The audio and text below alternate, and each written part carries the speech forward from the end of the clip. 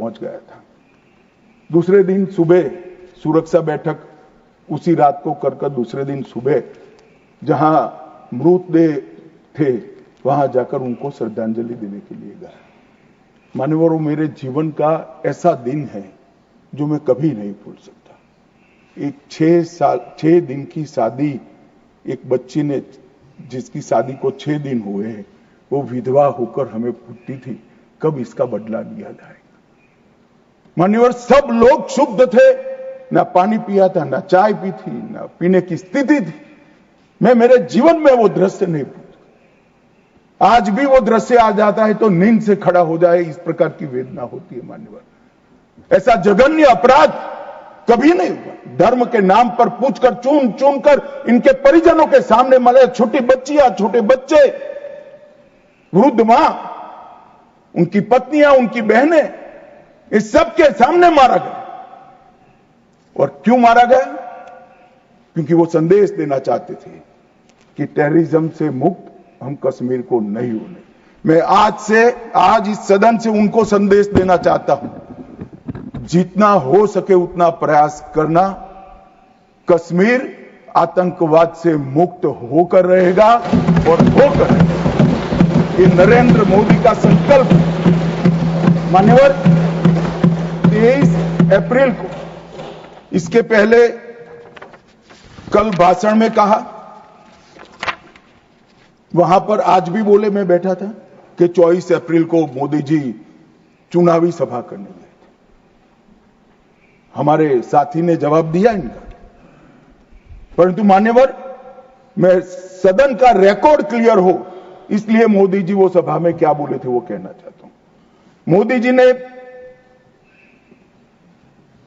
24 अप्रैल को बिहार की जनसभा में जो कहा था वो चुनावी सभा नहीं थी। इस देश के प्रधानमंत्री की जिम्मेदारी है कि देश की जनता की भावनाओं को दुनिया के सामने ढंग से रखे। मैं कोट अनकोट उनके भाषण को पढ़ता हूं। मैंने 22 अप्रैल को पहलगांव का यह हमला केवल निहत्थे पर्यटकों पर नहीं बल्कि पूरे भारत की आत्मा पर हुआ एक दुस्साहसपूर्ण प्रहार है। आतंकवाद के प्रति दृढ़ और कड़ा रुख, आतंकवादियों और इस हमले की साजिश रचने वालों की कल्पना से भी बढ़कर उनको बड़ी सजा दी जाएगी। आतंकियों के बीच बची खुची जितनी भी भूमि है उसको मिट्टी में मिलाने का समय आ गया है। 140 करोड़ भारतीय इस बात के लिए एकजुट है कि आतंक के आकाओं की कमर तोड़ दी जाएगी। भारत हर एक आतंकवादी और उनकी समर्थकों की पहचान करेगा, उनका पता लगाएगा, उनको दंडित करेगा। आतंकवाद कभी भी भारत की आत्मा को तोड़ नहीं पाएगा।